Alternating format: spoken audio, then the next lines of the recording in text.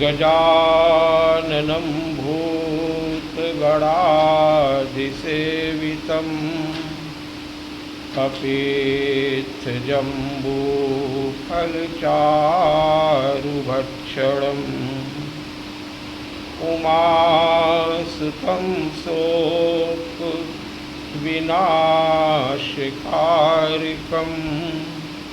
नमामि विघ्नेश्वरपादपङ्कजम् लोकाभिरामं रणरङ्गधीरं राजीवनेत्रं रघुवंशनाथं कारुण्यरूपं करुणाकरं तं श्रीरामचन्द्रं शरणं प्रपद्ये। श्रीरामचन्द्रं शरणं प्रपद्ये। ओम श्री गणेशाय नमः। ओम उमामहेश्वराभ्यां नमः। ओम श्री हनुमते नमः। श्री सद्गुरुदेवाय नमः। श्री गुरुचरण सरोज रज निज मन मुकुर सुधारि वरणहु रघुवर विमल जसु जो दायक फल चारि। बोधहीन तनु जानिके सुमिरो पवन कुमार।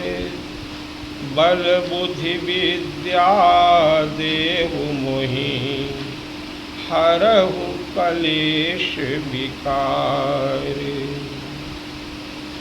बोलो श्री राम जय जय राम। श्री राम जय जय राम। श्री राम जय जय राम। श्री राम जय जय राम। श्री राम जय जय राम। श्री राम जय जय राम।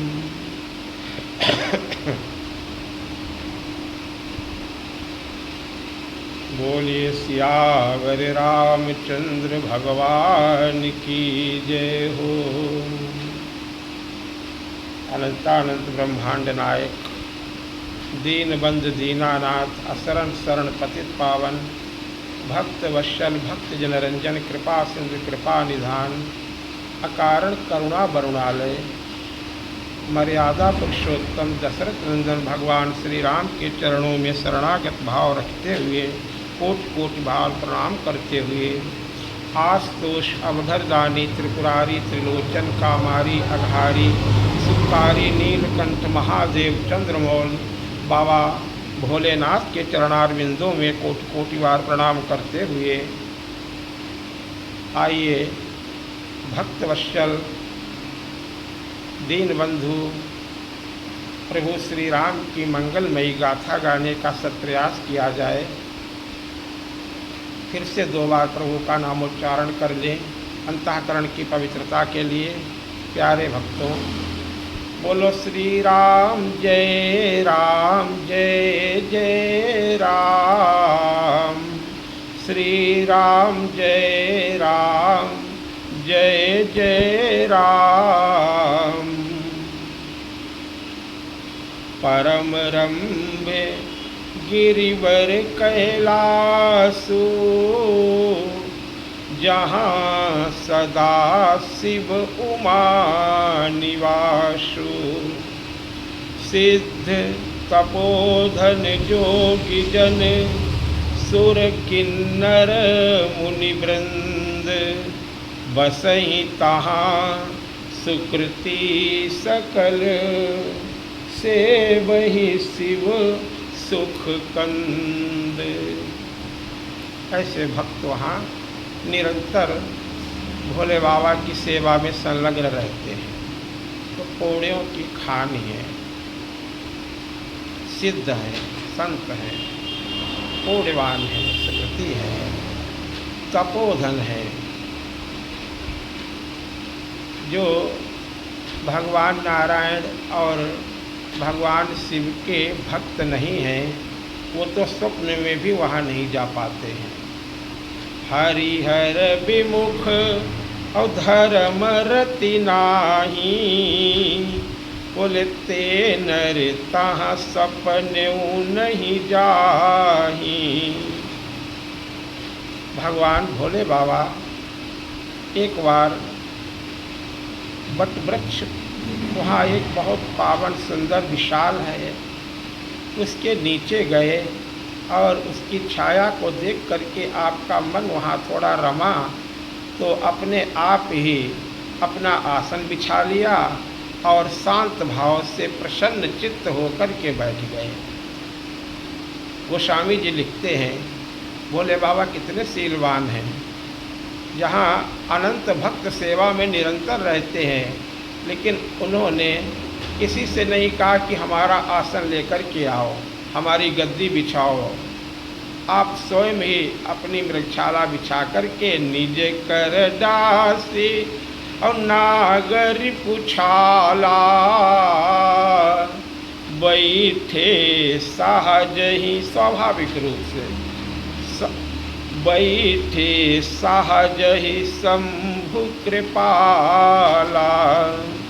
शांत वेश में प्रसन्न चित्त से बैठे हुए देख करके माँ पार्वती उनके सन्निकट गईं और उन्हें प्रसन्न देखा, मगन देखा, आनंदित देखा, अपने ही स्वस्वभाव में स्थित देखा, परमानंद से आप प्रफुल्लित हैं। उस समय माँ पार्वती ने अच्छा अवसर जान करके, सुअवसर जान करके माँ भोले बाबा के निकट गईं।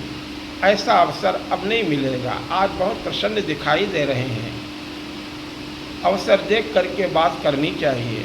माँ ने अच्छा अवसर देखा, कार्तिकेय और गणेश भगवान का प्राकट्य हो चुका है। अब भोले बाबा से थोड़ी धार्मिक चर्चा की जाए, माँ के मन में भाव जागृत हुआ, भगवत चर्चा श्रवण की जाए। आपके मन में वो एक तरह का शिष्यत्व उत्पन्न हुआ, शिष्य भाव उत्पन्न हुआ।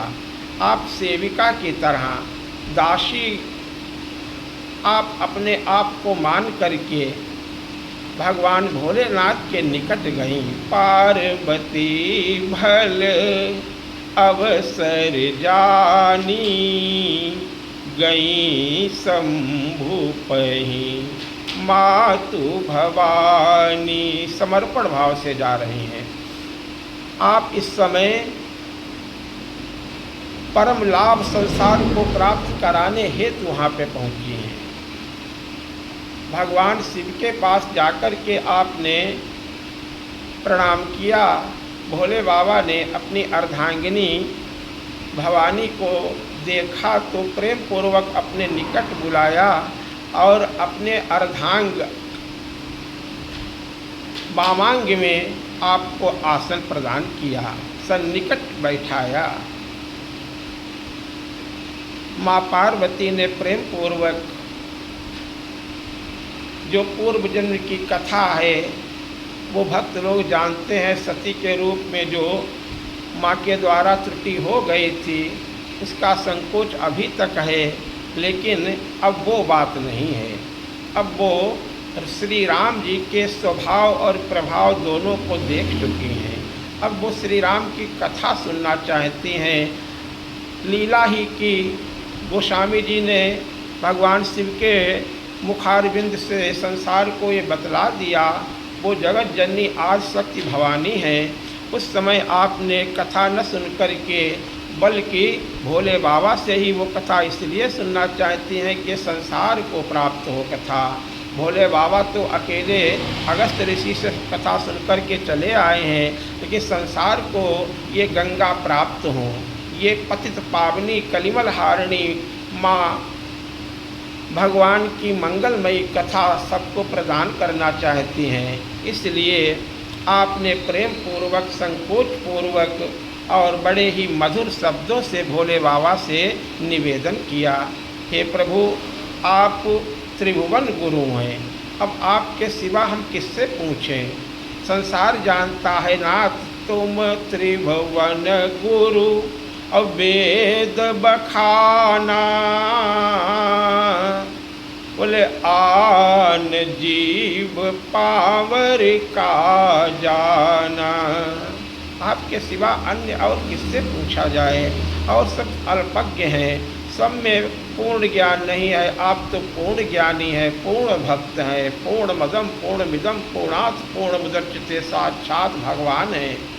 आप हमारे नाथ हैं। मैं वो कथा सुनना चाहती हूँ, मैं अपने लिए नहीं प्रश्न कर रही हूँ, बल्कि मैं वो कथा सुनना चाहती हूँ जिससे जगत का कल्याण हो। बोले कथा जो सकल लोक हितकारी,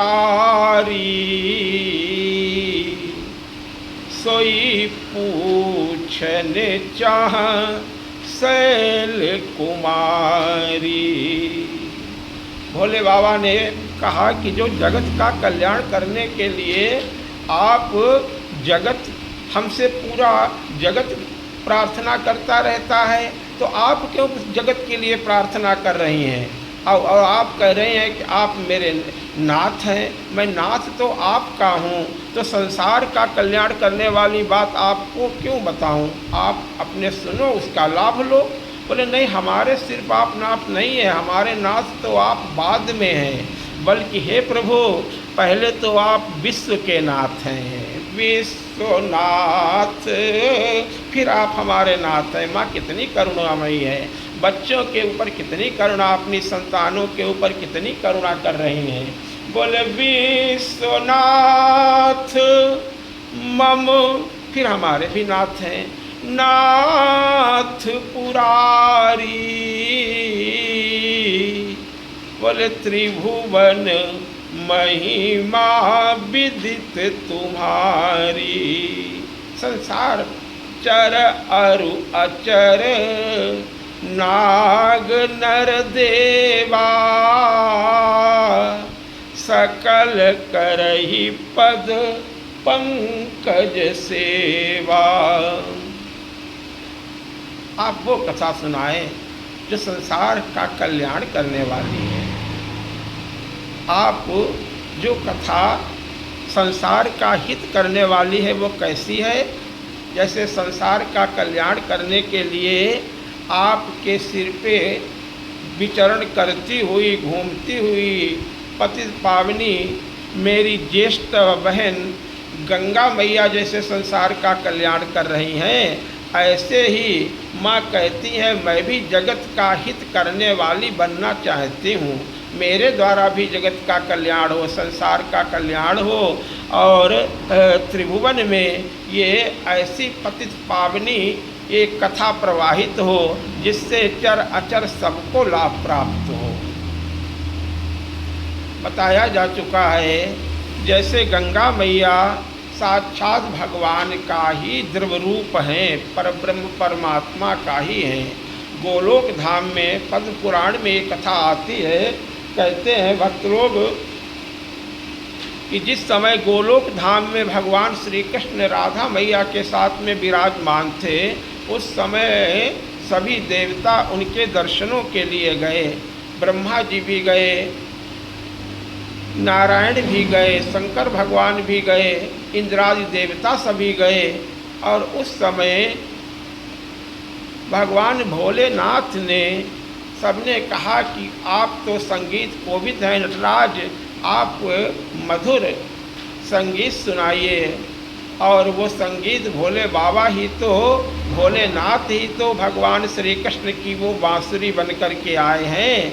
वो ऐसी दिव्य बांसुरी बजाई वहाँ पे भोले बाबा ने, ऐसा मंगलमय आनंदमय ऐसा मधुर संगीत वहाँ पे गायन किया कि सारे देवता द्रव रूप में परिवर्तित हो गए। यहाँ तक कि भगवान श्री कृष्ण को भी जलमग्न हो जाना पड़ा, द्रव रूप में आप भी परिवर्तित हो गए। अब तो राधा मैया ने टोका रोका, कहा कि भोले बाबा अब ये अपना संगीत बंद करो, अपने ये गायन बंद करो। तब भोले बाबा ने अपनी वाणी को रोका और उस समय भगवान पूर्णावतार परब्रह्म परमात्मा श्री कृष्ण अपने उसी स्वस्वरूप में स्थित हुए और वो जो जल था उसे वहाँ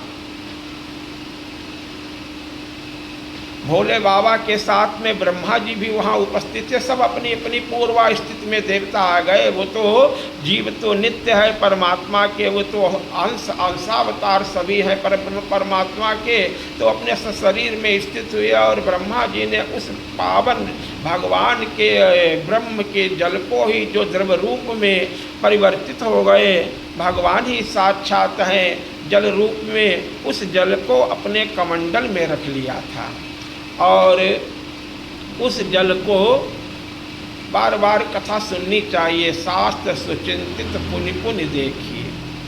इसलिए क्योंकि बार बार भगवान की मंगलमयी कथाओं का स्मरण करने से भगवान के प्रति प्रेम जागृत होता है, प्रेमा भक्ति प्राप्त होती है, भगवान प्राप्ति होती है। तो कालांतर में जब सूर्यवंश में महाराज सगर के द्वारा अश्वमेध यज्ञ किया गया और उनके 60,000 पुत्र जो थे, वो इंद्र ने घोड़ा जो चुरा लिया था वो कपिलाश्रम में जा कर के बांध दिया था। वहाँ वो जय जयकार हाहाकार करते हुए पृथ्वी को खोदते हुए और वहाँ पहुँचे तो कपिल भगवान को आपने चोर समझ लिया और चोर चोर कह कर के शोर मचाने लगे।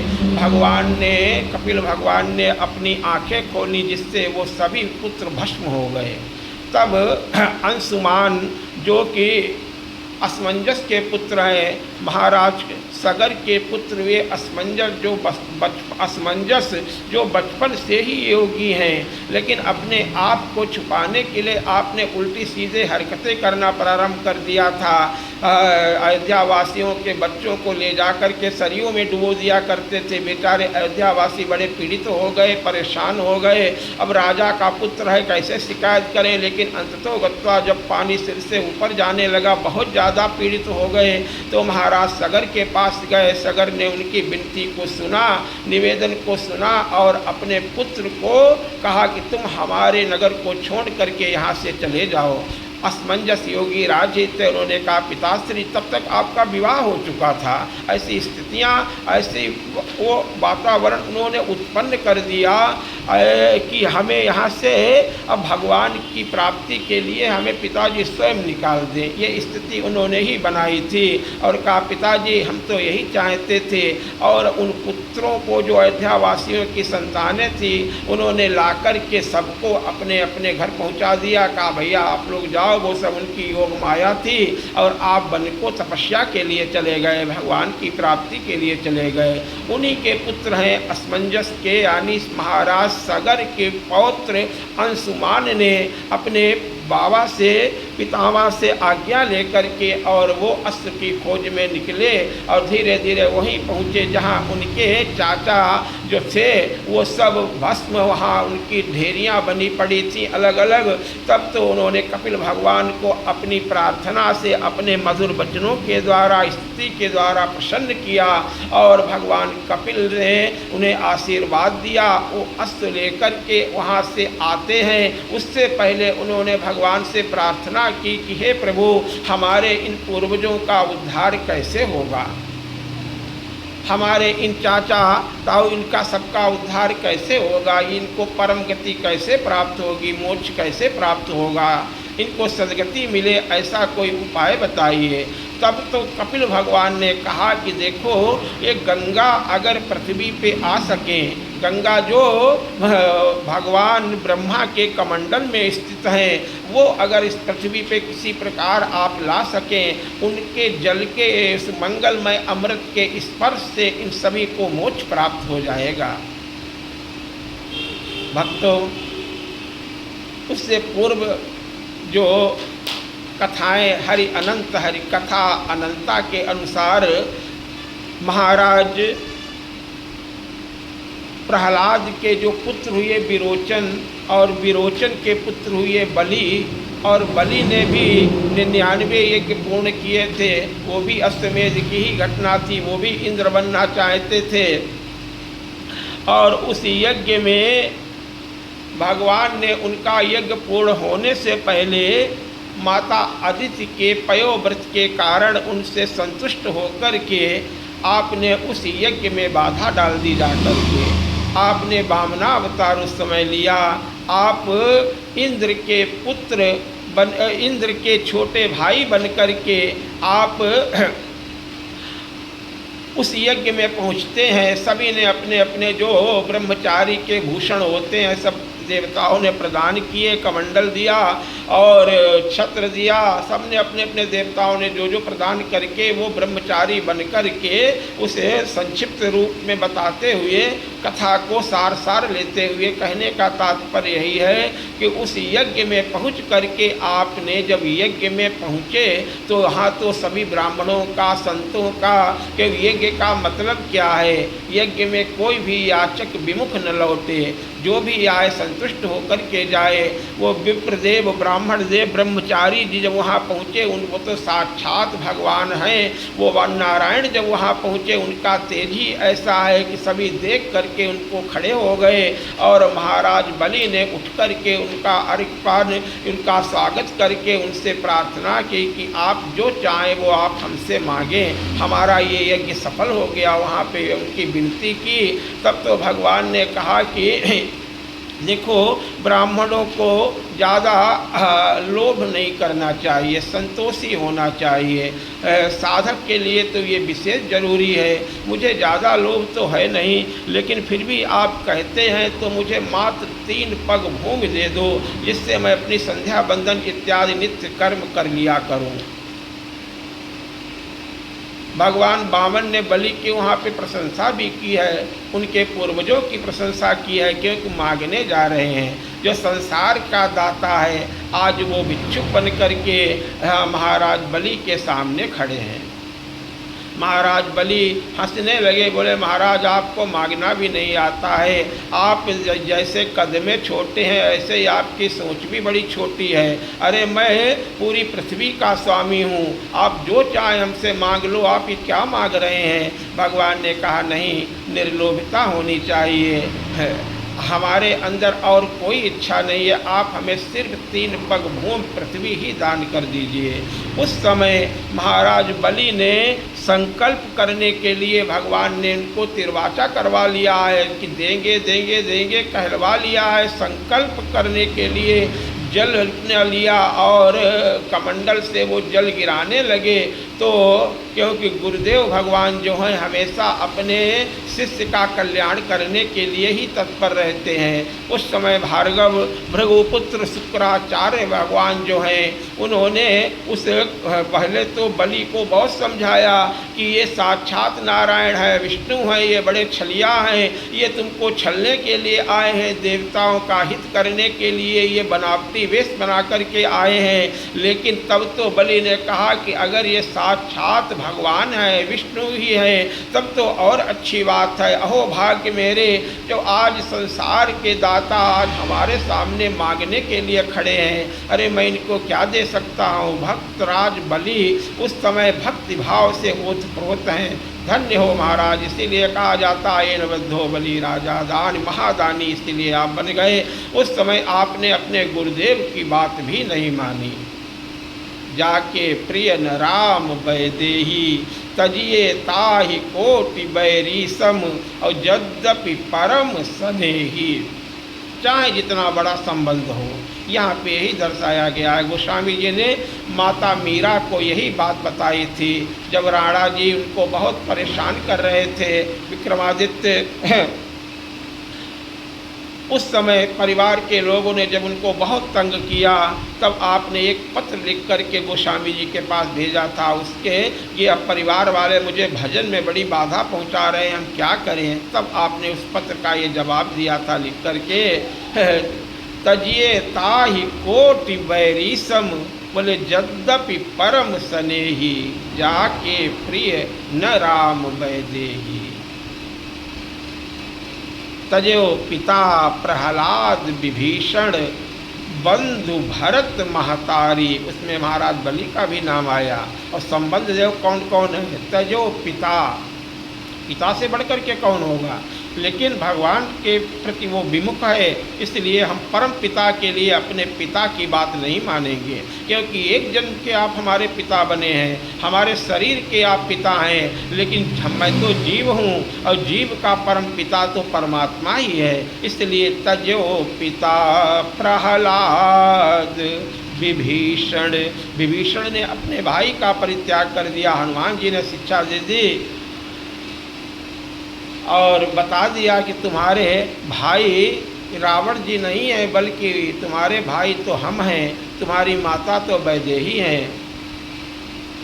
तब हनुमंत कहा सुन भ्राता, और देखी चाहूँ जान की माता। है भ्राता, भाई तो आप हमारे हैं जन्म जन्मांतर के, क्योंकि हम भी उसी राह के पथिक हैं और आप भी भगवान श्री राम के ही चरणानुरागी हैं, आप भी परम भागवत हैं। हमारी और आपकी माता वैदेही हैं, तो पिता तो हमारे और आपके राम जी हुए और माता पिता सीता राम है, तो हम दोनों भाई भाई ही तो हुए हैं। ये कुल, ये परंपरा ये जो बनाई गई है, ये सबसे बड़ा कुलवान कौन है महाराज, शंकर भगवान से पूछो। बोले सो कुल धन्य उमा सुनु, और जगत पूज्य सुपुनीत। बोले श्री रघुवीर परायण, जेहि नर उपज विनीत। हम सभी परमपिता परमात्मा की संतानें हैं।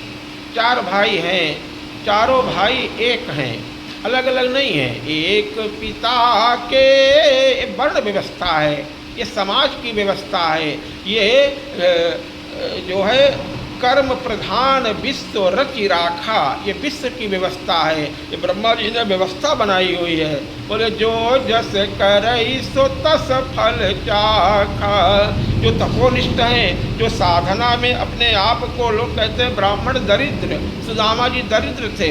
अरे दरिद्रता को उन्होंने चुना है, क्योंकि उन्होंने लक्ष्मी को नहीं चुना है, बल्कि लक्ष्मीपति को चुना है। वो लक्ष्मी को, वो वैभव को निरादर करने वाले हैं, वो तपस्या को सर्वोपरि मानने वाले हैं, वो साधनारत होते हैं, वो त्यागी होते हैं, वो ज्ञानी होते हैं। वो भगवान ज्ञान, परम ज्ञान क्या है, परम धर्म क्या है, परमात्मा के लिए वो भोगवादी नहीं होते हैं, उन्होंने भोगों को महत्व नहीं दिया है। देखो सुदामा, श्रीमद् भागवत महापुराण में स्पष्ट लिखा है, और किसी भी ग्रंथ में, कोई भी पुराण, कोई भी ऐसी किताब आकर के, कोई भी संत की बात, कोई भी प्रमाणित बात बताए आकर के कि सुदामा जी ने किसी से, वो तो अपने नियमानुसार, जो संतों का नियम है, 5 घरों से मांगते थे, और थोड़ी जितनी देर तक एक गाय दुही जाती है उतनी देर तक इंतजार करते थे और आगे बढ़ जाते थे। उसके बाद भले ही पूरा परिवार भूखा रहे, उनके बाल बच्चे हो गए, लेकिन उन्होंने कभी भी भगवान के सिवा और किसी से कोई याचना नहीं की, कभी वे किसी से कुछ नहीं मांगा, उन्होंने धन के लिए कभी कोई उद्योग नहीं किया। अरे वो तो परम त्यागी महात्मा है, परम त्यागी संत विप्रवर हैं। ऐसे परम पिता परमात्मा के प्यारे हैं, जो बचपन में उनके मित्र थे। ये तो लीला के लिए है, ये तो विनोद के लिए वक्ता हैं, जो संत जन हैं, वो नाना प्रकार की बातें बना कर के, बता कर के संसार को ये ऐसी बातें बताते हैं कि ऐसा ऐसा हुआ, ऐसा ऐसा हुआ। उन्होंने कभी कन्हैया के सिवा कुछ चाहा ही नहीं, उनके प्रेम धन ही कन्हैया हैं। अरे उनके तो सर्वस्व भगवान श्री कृष्ण हैं। अरे भैया, कौन सी जाति, कौन सा सा कुल, अरे गोपियों की चरण रज प्राप्त करने के लिए अरबों खरबों तक तपस्या प्राप्त करते हुए संत महात्मा कहते हैं एक बार गोपी भाव प्राप्त हो जाए। अरे उस गीधराज जटायु पर जलचर थलचर नभचर नाना हर योनि में भगवान के भक्त हैं। गीधराज की तपस्या जैसी तपस्या कौन होगी, उससे बड़ा धर्मात्मा कौन होगा जटायु के समान, वो श्री राम के भक्त हैं। देखो क्यों सबसे बड़ा धर्म क्या है, बोले परहित सरिस और धर्म नहीं भाई, और पर पीड़ा सम नहीं अधमाई। संसार में दो ही जातियां हैं, एक सज्जन है एक दुर्जनों की। राक्षसी प्रवृत्ति होती है, देव प्रवृत्ति होती है, सात्विक प्रवृत्ति होती है। देखो प्रताप भानु का विनाश किस लिए हुआ, वो सब कुछ प्राप्त करते हुए भी उनके अंदर, जबकि उनका राज्य ऐसा धर्मशील राजा थे, लेकिन उन्होंने एक कपटी मुनि के जाल में फंस कर के वो लोभ की प्रवृत्ति जागृत हो गई और कहते हैं कि मेरे राज 100 कल्पों तक का मुझे राज दे दो, मैं अजर अमर हो जाऊं। और उस कपटी मुनि ने उन्हें फंसा लिया जाल में। का किसी छठे श्रवण या परत कहानी और नास तुम्हार सत्य मम बानी। प्रताप भानु की कथा रामचरितमानस के अनुसार भक्त लोग जानते हैं। अब बताओ वो धीर धर्म धुरंधर राजा उस कपटी मुनि के जाल में फंस गया। जब हम कपटियों के जाल में फंस जाएंगे, जब अनाचारियों के जाल में फंस जाएंगे, जब उनके मार्ग का अनुसरण करने लगेंगे, तो धर्मात्मा से बड़ा धर्मात्मा भी क्यों न हो, उसका पतन होना स्वाभाविक है। अब देखो उनसे क्या मांग रहे हैं कि हमारा इतना तो लोभ में फंस गए, तो उसने जाल में फंसा लिया।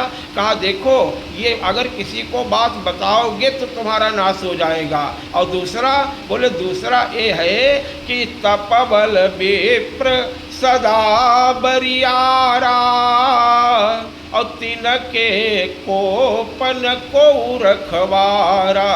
देखो तुम्हारा संसार में कोई विनाश नहीं कर सकता है। कथा लंबी हुई, इनकी भी कहने का तात्पर्य कि वो तो इस तरह से बता रहा है। बताइए एक मनुष्य के ऊपर इतना विश्वास कर लिया, एक भेषधारी के ऊपर। संत का मतलब भेष से नहीं है, भेष तो एक वर्दी की तरह है। जैसे विभागों की अपनी अपनी यूनिफॉर्म होती है, वर्दी होती है, तो उससे पहचान हो जाती है कि फलाने विभाग के हैं, उस विभाग में सर्विस करते हैं, अपनी अपनी सभी उनका नाम कहाँ तक हम गिनाएं। तो उससे इसी तरह से संतों ने प्रकाश तत्व को अपनाया, सूर्य के तत्व को अपनाया और अपनी भगवान वस्त्र धारण करके संसार में उन संतों ने कहा भगवान के ही मार्ग पे अब चलेंगे। अब सन्यासी बनकर के भगवान के ही, ब्रह्मचारी सन्यासी वानप्रस्थ गृहस्थी जैसे भी हैं, गृहस्था धर्म में जितने संत हुए हैं उनसे बढ़कर के उच्च कोटि का संत कोई नहीं हुआ है। चाहे कबीरदास जी महाराज हों, बताइए, चाहे रविदास जी महाराज हो, रविदास के चरणों में कोटि कोटि बार प्रणाम। जिन्होंने भगवान के लिए मन चंगा तब कठौती में गंगा, ये स्वयं ऐसी बातें तो स्वयं रविदास जी महाराज ही कर सकते हैं, जिन्होंने गंगा को अपनी कठौते में ला करके भी दिखा दिया। ब्राह्मण का कड़ा गिरा था वहाँ गंगा में और खोज करके यहाँ अपने कठौते से निकाल करके दे दिया। वो कथाएं संत सत्संग करने वाले कथा जानते ही हैं। कहने का तात्पर्य सबरी माता से बढ़ करके कौन होगा भक्त। भगवान ने सबरी माता से कहा जाति पाति और कुल धर्म बढ़ाई, धन बल परिजन गुण चतुराई, और भगति ही नर सोहई कैसा। बोले बिनु जल बारिद देखिए जैसा। अरे कोल बिल्लो से भगवान किस तरह से वार्तालाप करते हैं। बोले वेद बचन मुनि मन अगम और ते प्रभु करुणा ऐन, और बचन किरातन के सुनत जिमि पितु बालक बैन। तो सुदामा जी को भगवान ने अपनी तरफ से सब कुछ भर दिया। उनके पहुंचने से पहले ही सुदामापुरी द्वारिकापुरी से बढ़कर के हो गई।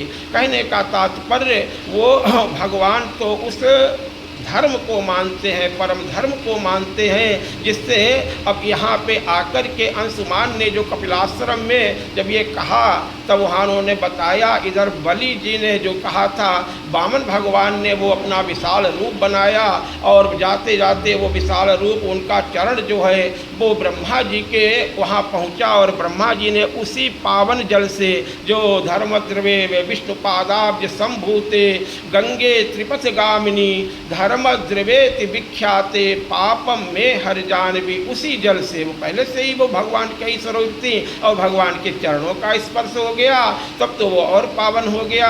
अब भगवान से स्पर्श हो गया, ब्रह्मा जी के कमंडल में रही और शंकर भगवान के सिर पे, फिर उनके आगे चल कर के दिलीप के पुत्र भगीरथ जो है लाए और भगीरथ ने संसार के कल्याण के लिए, ऐसा नहीं है गंगा जी को वहीं फिर उनके पूर्वजों का उद्धार करके वो उस लोक को चली गई और फिर उससे कल्याण किया संसार का, ऐसे ही वो कथा वो उत्पन्न करना चाहती है। माँ पार्वती कहती है, कथा जो सकल लोक हितकारी और सोई पूछन चाह शैल कुमारी, विश्वनाथ मम नाथ पुरारी और त्रिभुवन महिमा विदित तुम्हारी। वो पति पावनी गंगा जो जैसे कि सरयू माता की उत्पत्ति हुई भगवान के अश्रुओं से, उनके चरणोदक से, ऐसे ये भगवती गंगा को लाने वाली जो भगीरथ के द्वारा और सब सुपात्रों के द्वारा ये माँ धरा पे आई भगवान शंकर के सहयोग से, ऐसे पार्वती मैया के द्वारा ये राम कथा रूपी गंगा प्रवाहित हो रही है। 2 बार प्रभु का नाम बोले फिर आगे चर्चा होगी। बोलो श्री राम जय जय।